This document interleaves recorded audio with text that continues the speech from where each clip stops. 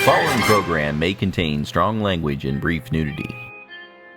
But don't get your hopes up. After all, this is public access TV. This program was made possible from the support of VSA Texas and Amerigroup.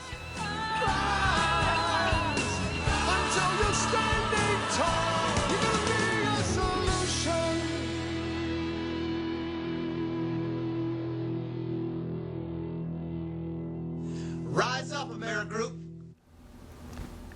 Hello, folks. I'm Gene. And I'm Dave. And we're the Gene and Dave Show. Well, welcome, folks. We're here today with guest Jennifer McPhail from ADAPT and Dennis Burrell, the Executive Director of the Coalition of Texans with Disabilities. It's great to have you both here. I feel that just by having your presence on this show, my IQ went up by 100-fold. So thank you all for being here today, and we really appreciate you taking your time. And let's talk about the ADA, shall we? Let's do it. Let's do it, yeah. This is 2015 marks the 25th year anniversary of the ADA, and my claim to fame with the ADA was in 1990. I was in one of the 101 people arrested in the Rotunda in Washington, D.C. when we were trying to bring attention to the Congress that we needed the ADA passed. But the past 25 years, we've seen a lot. Dennis, I know you commented earlier that it's hard to believe before 1990, it was legal to discriminate against people with disabilities. It sure was, and that's what's almost unbelievable. And I think you were at the ARSL event a couple of weeks ago, and I talked about this, about what is the greatest achievements of 20th century America. And it really wasn't like Patton's military victories that we were talking about, or kind of feel like Patton right now, right? Yeah, or cars, yeah, or space travel to the moon. It really was civil rights. That's what delivered on the promise to make this a great country, that everybody participated. But it's really shocking to think the very last of those civil rights bills was Americans with Disabilities Act, and before 1990, perfectly legal to discriminate based on a person's disabilities. What were we thinking? I don't know. And Jennifer, I know that we've talked about 25 years after the ADA.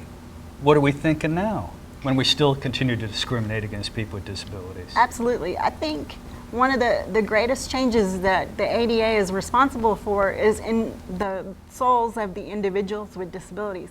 And that's very, very different than what we had when I was coming up, or the generations before me were fighting for what they needed at that time. You think they're getting a little complacent, if you will? No, I don't think it's complacency. I think it's the next level of what you get when you have a civil rights movement, is that you now expect to be equals. You're invested in making sure, because you've always had it, you're not willing to let it go.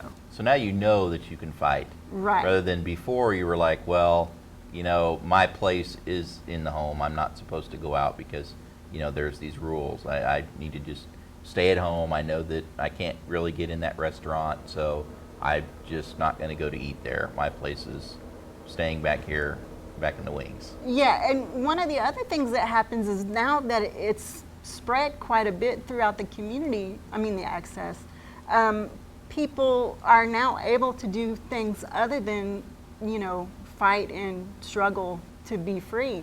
Now they're actually doing the kinds of things that people do when they are free and equal, like going to school and getting jobs and raising families. And that's very different.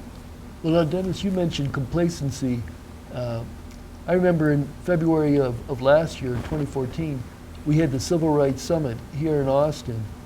Some of the great civil rights leaders of the country were here, several past presidents. But at first they denied people with disabilities to speak at the conference, and pretty much saying, well, you've got your civil rights. It's no longer an ongoing issue for you. But we managed to lobby them, and they invited Lex Frieden to speak for us. But it seems like some folks are acting as if, yeah, we've got the ADA passed, now we no longer need to fight. But in reality, we need to keep pushing our legislators and making sure our leaders know that what the law is, reminding them what it is. Yeah, definitely. We don't want to go back. We want to keep going forward, and that takes a lot of work. You know, that Civil Rights Summit is almost a great example. I call this being the last ones invited to the party. You know, it's like, well, we're going to have a big Civil Rights Summit. We're going to talk about race and gender and religion and country of origin. And that's how we're going to celebrate civil rights laws in the United States. You know, one thing I didn't know before last year is that people with disabilities were included in the original Civil Rights Act, LBJ's Civil Rights Act in 1964. But were deleted. Yeah. But were deleted because there was, I believe at the time there was, they thought they couldn't pass the whole bill, so they cut out equal rights for people with disabilities and let that basically lay dormant until 1990 when it was the Americans with Disabilities Act. So late to the party, last invited. I will say one thing for those organizers, once there was protests made, they kind of said, yeah, we were wrong, and did invite Lex Frieden and quite a few other folks, and I think we still had a news event in front of the Civil Rights Summit as well. So, Yeah. I can't imagine LBJ not standing up for that. well, he's been dead for a while. No, but back then. Yeah.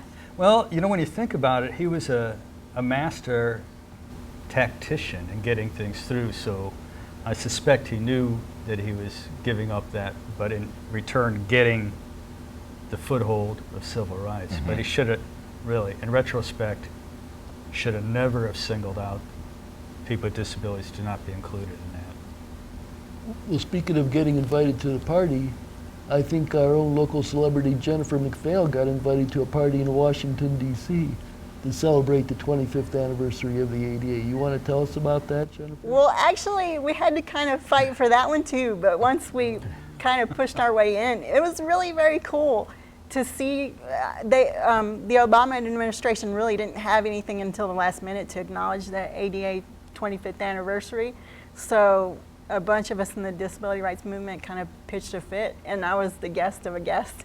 And that was pretty awesome. It was one of the best experiences of my life because I've never seen anything more shiny in my entire life. I was like, please don't drop anything or, you know, spill something on the carpet. It was one of those moments where you just kind of tiptoe, and it was like being a little kid again because even the bathrooms had like libraries attached to them.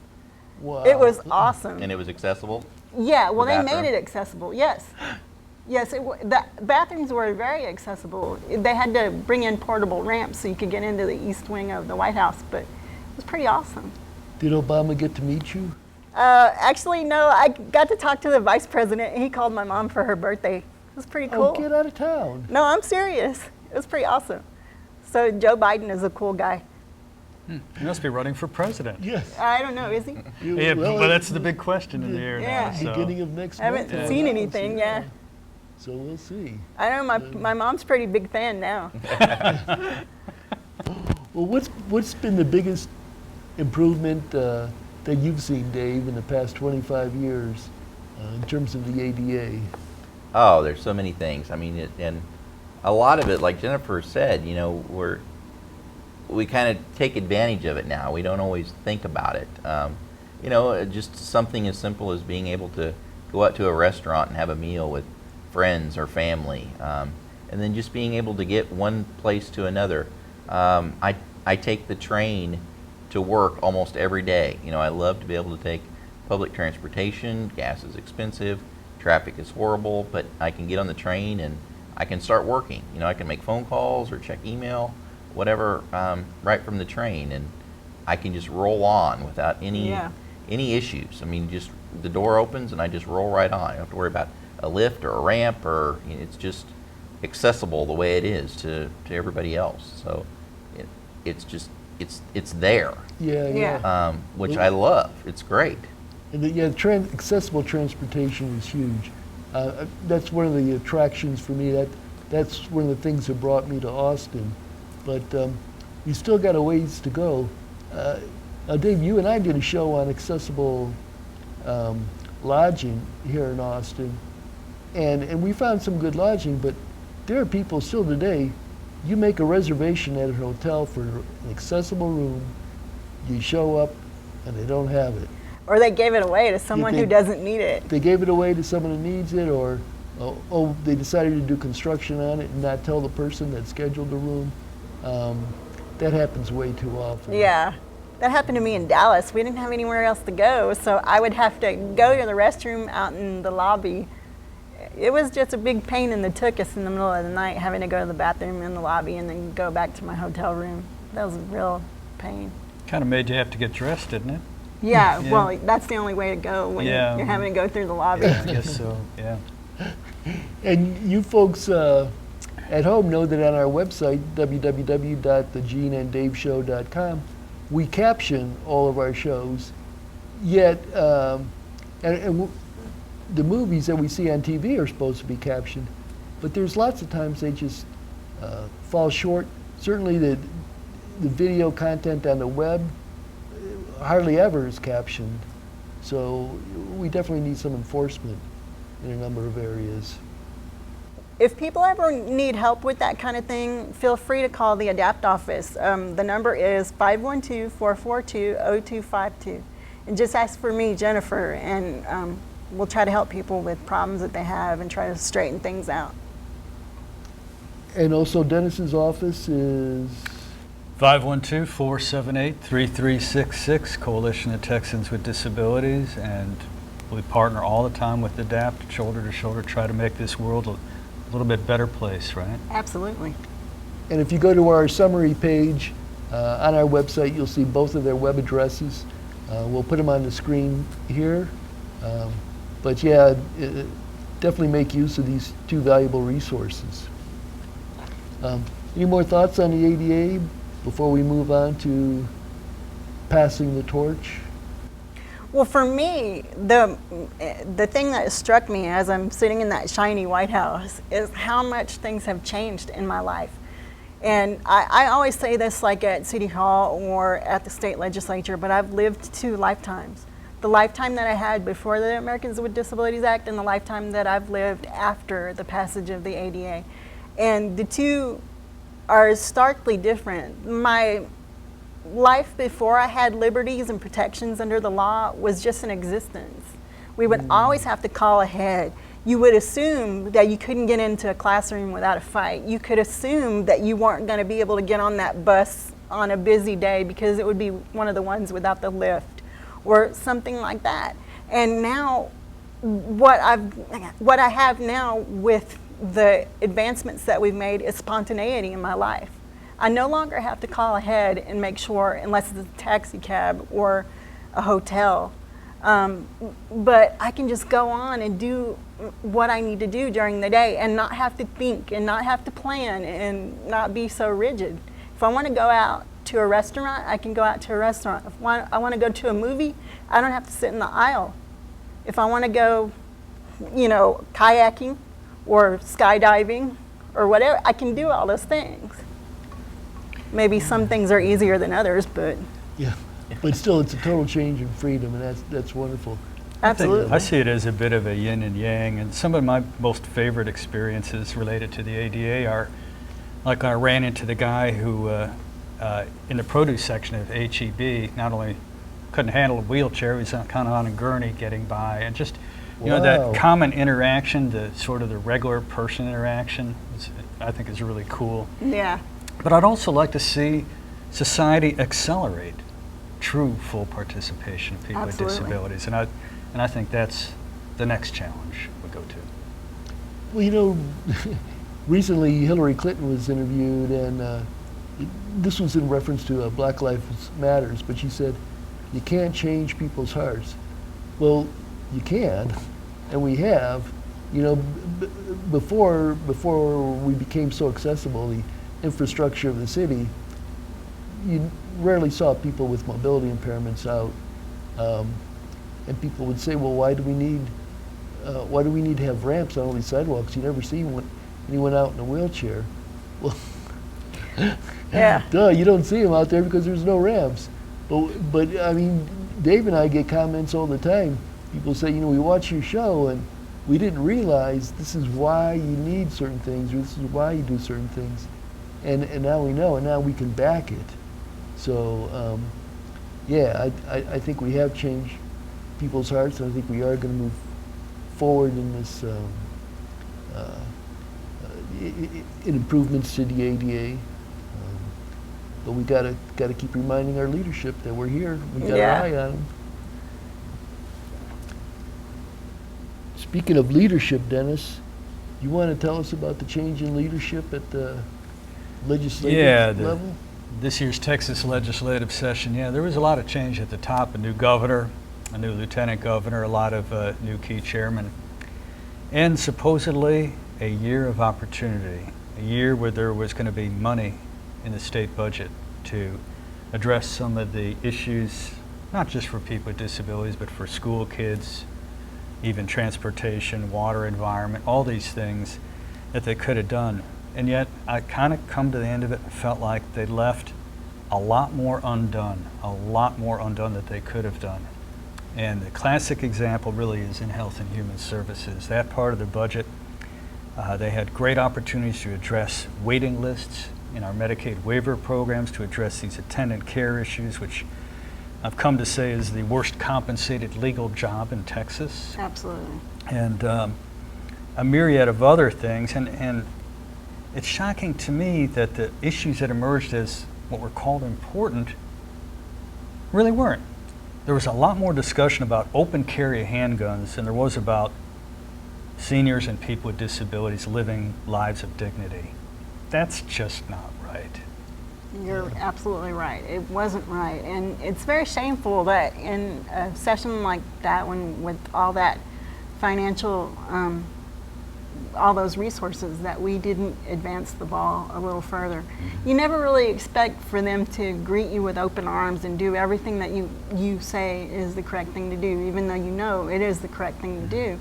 But a little bit more acknowledgement of the crisis that people are facing, because if you need attendant services right now in this state, even if you are on a program, there's no guarantee that someone's coming, because the people who are reliable and people who have done it for years are getting older, aging out of the system, and have really some of the worst working conditions known to humanity. And they're wondering why people are not succeeding in finding attendants. Well, they need to be compensated for what they do. It's a physical job, and it has to be done on a regular basis. And they need compensation and relaxation, and they're not getting it. And as a result, we're not getting what we need. Well, you know, this is like incredibly wrong-headed, and I'll call it stupid public policy to ignore this workforce. You know, and we've talked about this. They essentially took the various lowest paid classification of attendants and, you know, accorded them a raise of 14 cents. Okay, 14 cents. That equates to $8 an hour in September. $8 an hour. And what are there any benefits that come with this job? No, No, No absolutely health not. care, no Time no off, paid no sick nothing. leave, no No, paid no. holidays, No. things that we take for granted in the workplace as just being the most basic of benefits. That, you know, if December 25th falls on the day of the week and you get it off, you don't get docked pay. Right. But if you're an attendant, you do.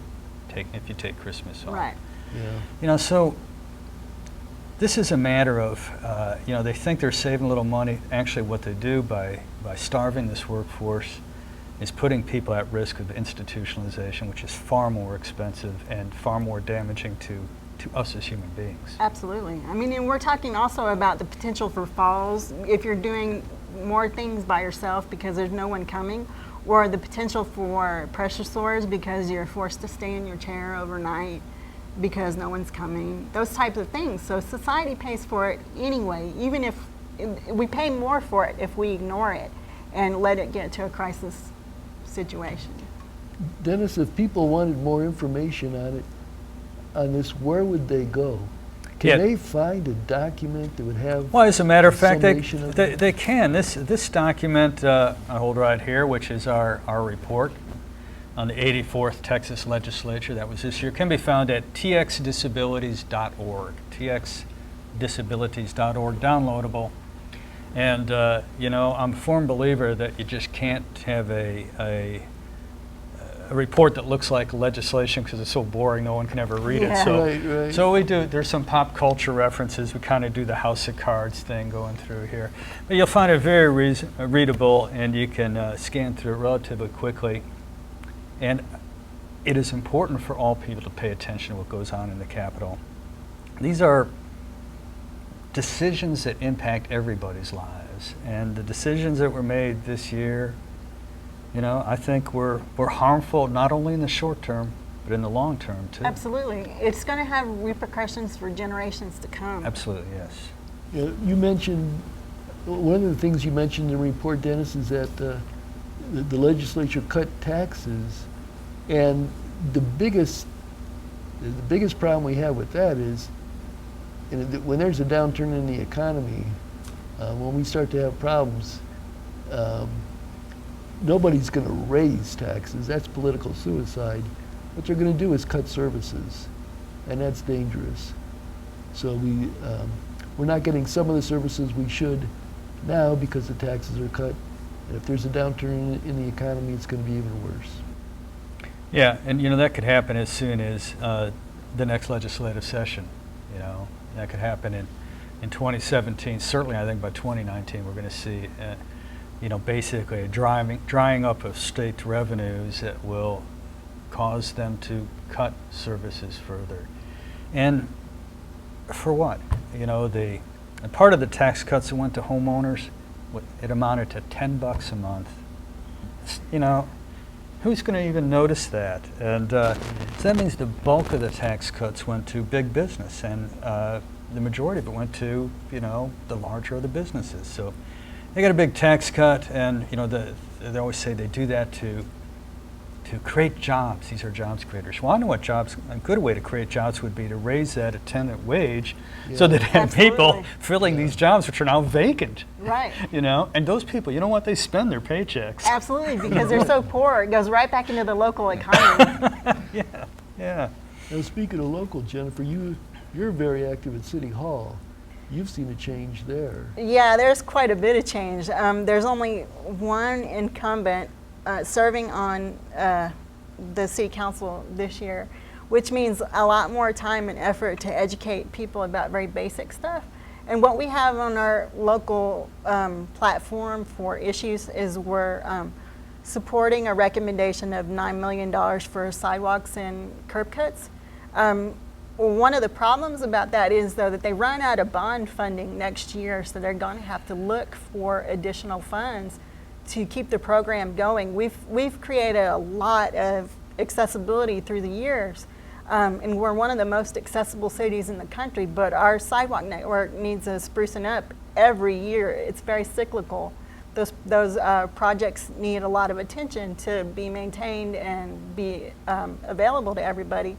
And unless we find a funding source beyond the bond funds, we're in big trouble. So for people that are watching, if you like accessible sidewalks, and that's most of us, because most everybody has used a sidewalk at least once in your life, no matter what your situation, then please let the city council know that it's a priority for you and your neighborhood, and keep being vocal about it, because frankly, I'm personally sick and tired of turning on the news and seeing someone get hit by a car because they were in a crosswalk or on their way to a sidewalk that might work for them. And then one of the other things that we're working on is improving accessibility of the parks network throughout the city. And as part of the lawsuit settlement, there's an agreement to create a transition plan, which is something that they had to have since 1992, but didn't. So they're creating a transition plan that'll include an inventory and an action plan on how to remove those barriers. So helping to encourage them to keep that process going and to approve those funds would be very helpful. Now, when you say educating the councilman, and at the state level as well, what that means is going to each individual person, 10 councilmen or going to each legislature and visiting with them and explaining to them what our needs are and why we need the things we do and the importance of it, the value of it. And every time there's a change in leadership, someone new gets elected, you've got to start the process all over again. Yeah. So And- you're pretty busy. As soon as you break them in, it seems like it's time for a new set of them, and you're like, oh man, my life just got very interesting really quickly. But it is a very exciting time, though, because we have those advancements, and because we're not just talking about pennies. We're talking about major overhauls of the community and keeping things going that are established and recognized throughout the country as the standard by which everyone else is held to. So it is a very great place to live, but we do have a lot of challenges, and one of the biggest is affordable, accessible, integrated housing. Especially with the unregulated board and care homes now, the conversation is more services attached to housing again, and it's going to be incumbent upon us who want people to achieve the most independence to make sure that housing is not attached to services, because that gives landlords and provider agencies a lot of control over the individual. If you have a disagreement about your housing, you could lose your services if they're attached, or vice versa. If you have a disagreement about your services and it's attached to your housing, you can lose a place to live. So we want to make sure that people get the services that they need and the housing that they need, but that they have individual choices about how to be served. Sort of person-centered planning kind of stuff, but at the local level, and making sure that the two services and housing are separate. Well, that reminds me now, you know, we've talked about the ADA, we've talked about local issues. Maybe, I'm thinking in my mind, the next step would be go after the Fair Housing Administration and see if we can get them to improve their standards, to make housing more accessible, more available. Yeah, one of the most difficult things I think is, even beyond the barriers in the housing itself, is the affordability issue. Because this is not an affordable city to live in for pretty much anyone who's of working level income or below. You're going to have challenges. And because so much of the federal government's funds have been cut toward housing because they figure, well, you know, pull yourself up by your bootstraps, go work harder or whatever, not realizing that grandma probably worked all of her life, and there comes a certain time when grandma needs to take it easy, and that's who lives in affordable housing sometimes. And so what they've done is pass on the responsibility to local government, and anytime that happens on a large scale like that, local government has challenges in providing large-scale funding and programs, because it's less challenging for the federal government because they have more money available to them and local governments don't. So that's the next thing that we have on the horizon. If you're not dealing with it now, you're going to deal with it in the future, and there's no magic bullet for that either. We have done creative things at the local level and use bond fundings to provide affordable housing, which is great. We're the first city in Texas to have done that. And it was a really creative way to fill the funding gap, but that's running out too. Well, Dave found a way to beat the high cost of accessible housing. He moved out of town. Very true. I moved up to Leander, so I still get to be in Austin, or close to Austin, but yeah, I live in Leander. But you ride the accessible train, and Sure. so that works out. That works out well. You know, I can't help but link to the things you said, Jennifer. You touched about these board and care homes, which have been in the last, and certainly in the last week, 10 days in Austin, there's been 3 cases. One was a halfway house for ex-offenders, but 2 were these board and care homes where people are shocked at the conditions our fellow citizens are living in. And the reason why they're there is they can't find alternatives.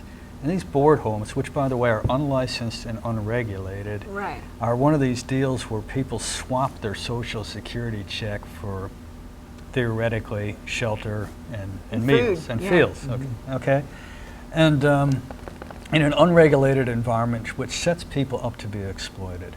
And then when people do come in and call attention, oh my God, how horrible this is, well, then what are they doing to solve the problem? They're not. So, you know, the way to solve the problem is provide some affordable, accessible housing. You know, make sure that every housing situation like that does have to meet regulations. And, you know, frankly, a lot of people are hearing this stuff and they're associating it with group homes for Medicaid waivers, and are using that as an example of why we should institutionalize people with like intellectual and developmental disabilities, because they might end up in these board homes, Right. which are being called group homes in the media, but they are not group homes Right. for the purposes of the Medicaid program. But it allows people to think, oh God, if that's a community environment for the Medicaid waivers, that's a terrible place to be. And that would be a wrong assumption to make. Right, absolutely. It's very dangerous because what we Very. want to do is provide people the services that they need, but also the independence that they deserve. Because when you regulate the life out of people and rigidly expect the individual with the disability to adhere to a certain environment, then what you've done is just trade one institution for another. We want people to be safe, but we also want them to be engaged in their own living situation and take some independence. No matter who you are, you have the right to decide what you want. And everybody that I've met in the entire time that I've been an activist with ADAPT, I've helped a lot of people. And no matter what the disability, the person knows what they want. They may communicate it differently than I might because I'm more verbal than some people. Oh, yes. But Oh, really? that doesn't mean that they don't know what they want. You Of know, course. everyone knows what they want, what they desire, how they feel, what they love, what they hate. It just may take a person a few more minutes to get it out, but that doesn't mean that that individual doesn't have the right to choose. My father happened to be paranoid schizophrenic, but he always knew what he wanted, even at the lowest point in his life. And you can't take away that individual's dignity no matter what their situation is. Well, isn't that a basic, humans are basically like that, right? That have a desire to want to have some say in how their own life goes on about them. Yeah. And, you know, to deny that to people because of disability is, well, it's flat out discrimination, but also it's counterproductive Right. in the long run. To say that a person in a board and care home that's substandard deserves to be in a more sheltered environment and needs to be more regulated because someone else failed is an injustice. It's an insult, actually, you know, Absolutely. it is. Yeah. To everyone with a disability and to anyone who cares about disabled people, you should be insulted by the idea that the individual with the disability needs more regulation and not the actual service itself.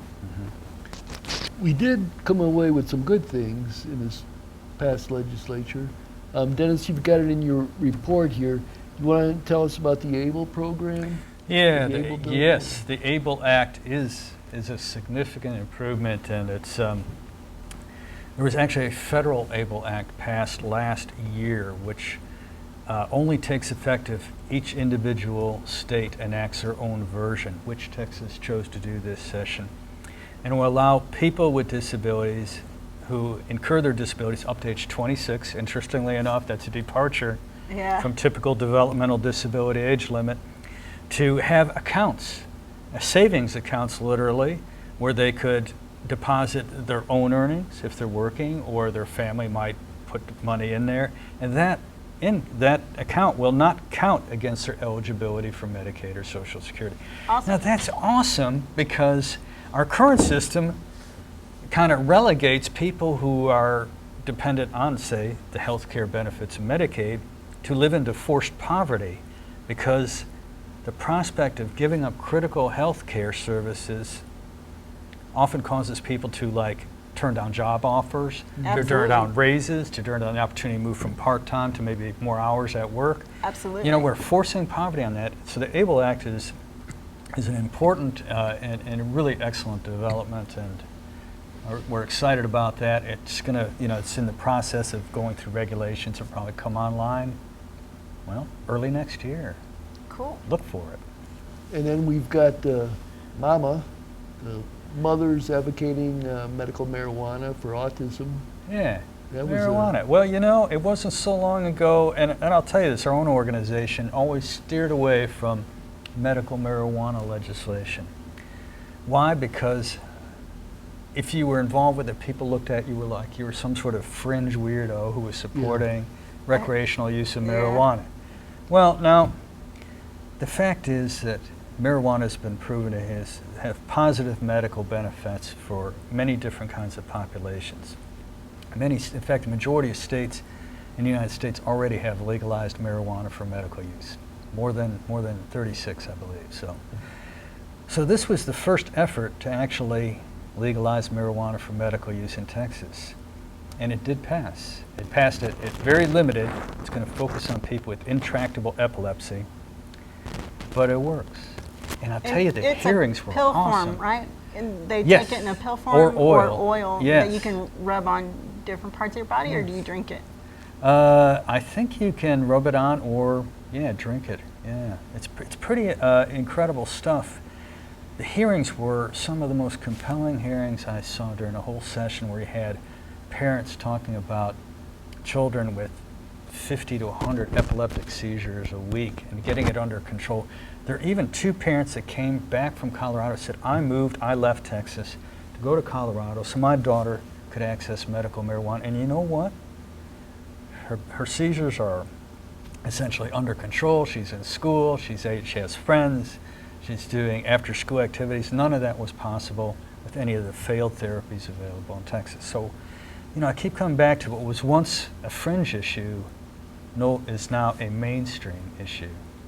And I think Texas ought to actually take this first step and move forward. And the moms with children with autism are begging for it. And you know what?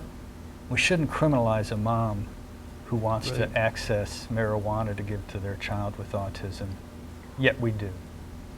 Well, one of the other things that we have to do is come up with easier ways to have cutting-edge therapies and things like that, so that people can be more integrated in the community no matter what it is. I think that no matter what the substance is, we steer away from the new ideas because we've always known the old way. And the more people with disabilities integrate in the community, the more we're going to have to embrace new ideas and different approaches.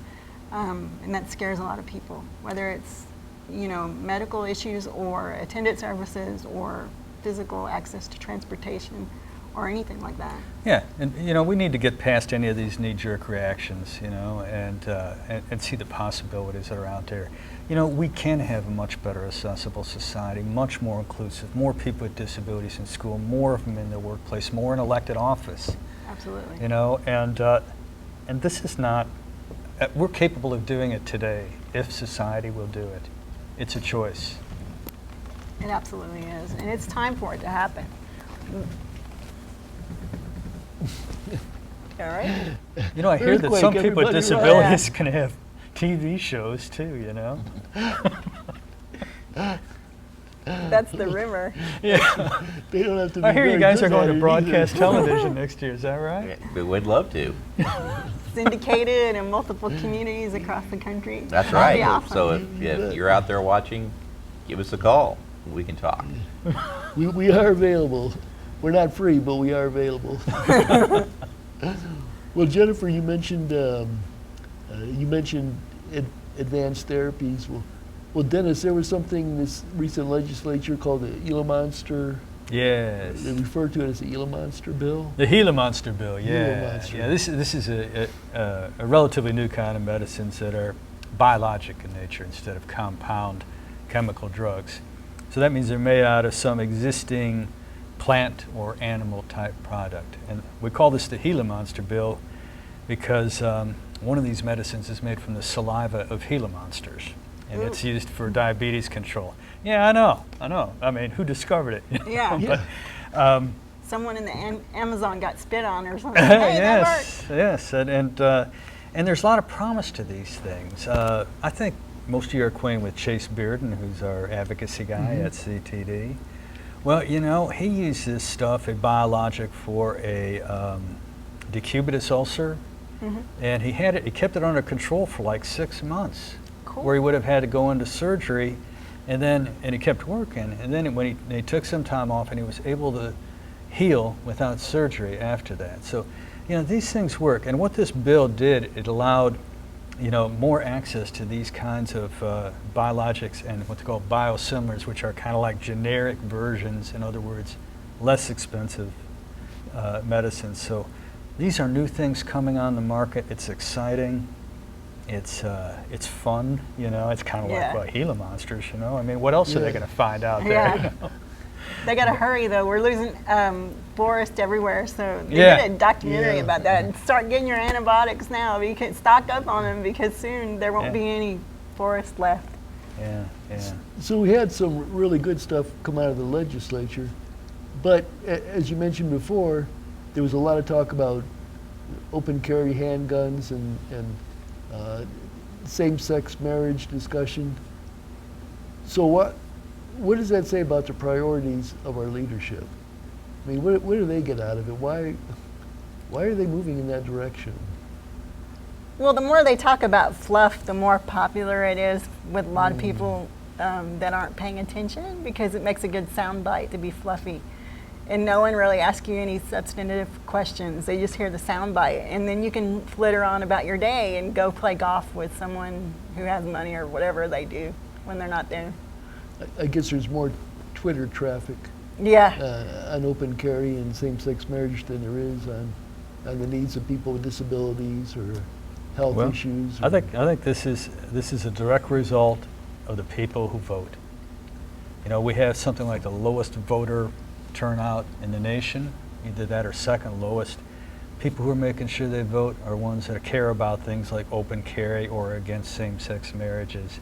So these politicians see that, and they're playing to that small part of our population.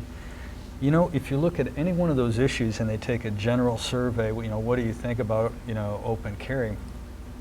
Most people in Texas did not favor of it, yet it passed. Every president of every state university in this state opposed campus carry, yet it passed. Same-sex marriage, the majority of people in Texas don't really care. They don't really care. They see that it's not their business. Yet these people don't get out and vote. The ones who get out and vote elect people who are going to respond to that. So it's up to you out there to register and vote and ask questions and find out what these people stand for. And if they're going to duck serious problems facing the state of Texas, to me, they don't merit a vote. Vote for somebody who's willing to take on the serious problems of Texas. And it's not guns, and it's not same-sex marriage, and it's not a bunch of this other, you know, red meat kind of stuff, as they call it. Well, and it's very painful, you know, for me personally, because for many years we had to protest and sue and fight for the ability to get into the polling place.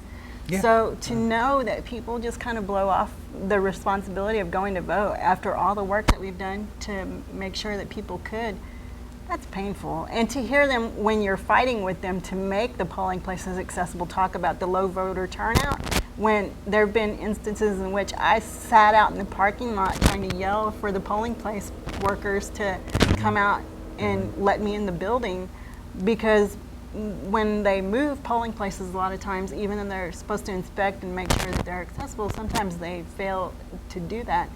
And it takes away my ability to exercise my democratic vote, and that's always been one of the most painful forms of discrimination that I've ever experienced. And my guess is you keep voting, though. Yes, absolutely. Well, we sued, and so as far as I know, it got fixed. But Yeah. if people have any problems with it, please call me at the ADAPT office at 512-442-0252. Or at the Coalition of Texans with Disabilities at 512-478-3366. Nothing will change in this state until voters become more engaged and elect, as I say, people who will deal with the real issues. In my opinion, there are four major issues in Texas that dwarf everything else: public health, public education, transportation, and water. And in fact, most experts totally agree with that. Yet this session, 3 of the 4 were ignored. The only one that paid any attention to were roads, and I think that's because so many people are driving on roads that they raise so much hell that they had to do something about it. Yeah. And you know what they did about it is basically they dedicated a bunch of money that could have been used for other things to highways. Now, see, that's going to hurt us too in the long run, because it prioritizes those roads ahead of public health, public education, and water. And To me- transportation, for that matter. And You know, public transport. That's right. That money was more for highways than it is for public transportation, which was short-sighted, to say the least. So yeah, we need to get our act together, people. It's on us. I know we're all voting. Yeah, so We do too. so changes need to be made, obviously, from what we've talked about today. And I don't know, maybe it's just the flag that's behind me, but I feel inspired to get out there and try to help, to join in, and I hope that you are too. We need to do our part, whether it's going out to vote, or it's joining up with a grassroots organization such as ADAPT that Jennifer is so highly involved in. I noticed as she talked through this whole episode, she always used the term we and us. She's not alone in this fight. None of us are alone in this fight. If we join together and we get out there and go to ADAPT, we can go to ADAPT has meetings. They meet at the Capitol in the cafeteria, and then they break apart into smaller groups and go see their legislatures and talk to them as a group, not just as one single person, but it's a grassroots organization. And if you come together, one person, it's going to be hard to make a change. But when you come together in a larger group, such as ADAPT, and then you join with other groups like CTD, there's strength in numbers, and that's how it works. So please reach out to these organizations, these people that we have sitting with us today, and do your part to make a difference. Thank you, Dave. Thanks, Dave. Not sure where we go from here, but that was yeah. That sounds like a Please. conclusion. I think get that's it. the end. That's a wrap. That's a wrap, yeah. Excellent, Dave. Great wrap. We have any closing comments from our esteemed guests, Jennifer McPhail from ADAPT and Dennis Burrell from Coalition of Texans with Disabilities? It's about all of us, really, and it is. And by the way, these aren't just issues of people with disabilities. These are community issues, And it's just like the whole inclusion, the civil rights we talk about. A strong America involves everybody, and that's why everybody needs to be involved in these issues. Two-way street, folks. Absolutely.